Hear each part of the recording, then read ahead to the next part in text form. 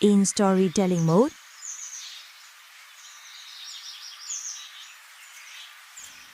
Naga data ma adika myu ji 3 မျိုးရှိပါတယ်။နန်းယုံလက်ဟဲနဲ့လေရှိမျိုးတို့ဖြစ်ကြပါတယ်။တကယ်တော့နာဂဒေတာလို့ဆိုလိုက်ရင်မြန်မာဘက်ပိုင်းနဲ့အိန္ဒိယဘက်ချမ်းဆိုပြီးနှစ်ပိုင်းခွဲခြားနိုင်ပါတယ်။ဒေတာကန်လူမျိုးတွေကတော့အိန္ဒိယဘက်ကိုအရှိနာဂလို့ခေါ်ကြပြီးမြန်မာဘက်ချမ်းကိုအနောက်နာဂလို့ခေါ်ကြပါတယ်။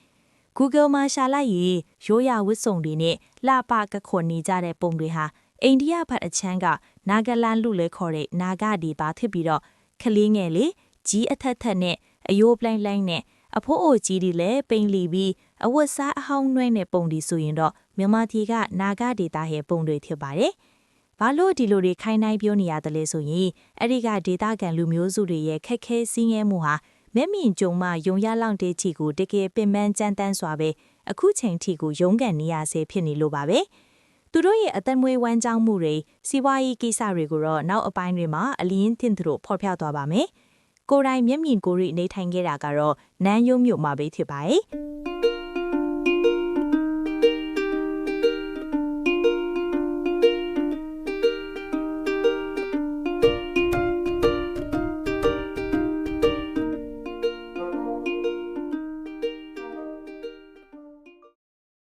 အဲ့ဒီဒေတာမှာငှက်ဖျားတိုက်ခက်ရေးစီမံချက်နဲ့တွားခဲ့ရတော့နန်းယုံပုံဝင်ကျင်ကရွာတော်တော်များများမှာလည်းနေကွင်းထိုင်ခွင့်ရခဲ့တော့တသက်မမိတ်နိုင်စရာအတွေ့အကြုံတွေလည်းအများကြီးမှအငွားကြီးရခဲ့တာကိုဗျာ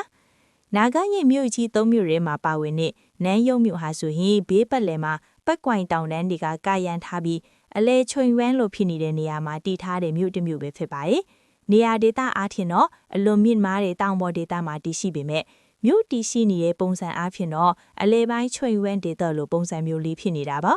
ရာဒီဥရုအခြေအနေကတော့အေးတဲ့အချိန်အရန်အေးပြီးပူရင်လည်းအရန်ပူမိုးရွာရင်လည်းစက်တိုက်ရွာတတ်တဲ့ရာဒီဥရုပြင်းထန်တဲ့မြို့တစ်မြို့လို့ပြောလို့ရပါတယ်တချို့တွေကတောင်ပေါ်ဒေတာဖြစ်လို့အရန်မပူလောက်ဘူးလို့ထင်ကောင်းထင်နိုင်ပေမဲ့နှွေမှဆိုရင်ရန်ကုန်လောက်နီးနီးကိုပူပါတယ်ဒါပေမဲ့မေလအနောင်ပိုင်းလောက်ဆိုရင်တော့မိုးဦးကျစောတယ်လို့တော့ပြောလို့ရပါတယ်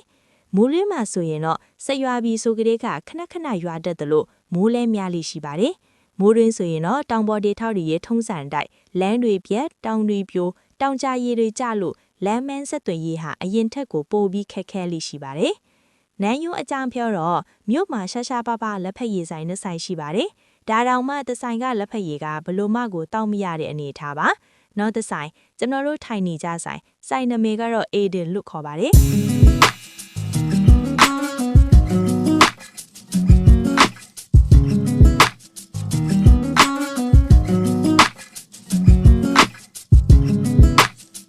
နောက်ပြီး Aiden မှာရတဲ့ special menu နှစ်ခုလည်းရှိသေးတယ်ဗျာကြက်ပေါင်းခောက်ဆွဲနဲ့အိန္ဒိယအစားအစာတစ်မျိုးဖြစ်တဲ့ roti လို့ခေါ်တဲ့အစားအစာပါမြန်မာလူအလွယ်ခေါ်ရင်တော့ချက်ပါတီပေါ့ဒါပေမဲ့ roti ကိုလည်းပုံစံ2မျိုးနဲ့စားလို့ရတယ်ဗျာပဲဟင်းနဲ့တို့စားလို့ရတယ်လို့နို့စီနဲ့လည်းရတယ်နို့စီနဲ့ကြတော့တို့စားရတာမျိုးမဟုတ်ဖက်ချက်ပါတီထဲမှာနို့စီစမ်းထားပြီးအလေးကလေးလုထားပေးတာမျိုးပေါ့စားတဲ့အခါအလေးလိုက်ကိုရိုက်စားရုံပဲဘာလို့အလောက်ထိအသေးစိတ်မှတ်မိနေတာလဲဆိုရင်အဲ့မှနီတုံးကအဲ့ဆိုင်က roti နဲ့ကြာစိမ့်တစ်ခွက်နဲ့ဟာကျွန်တော်အထက်တော့ favorite breakfast menu ပါပဲစားစရာတောက်စရာရှားပါတဲ့နေရာမှာဒါမို့လက်ရကောင်းကောင်းစားရတာတကယ်ကန်ထူးတာကိုဗျာ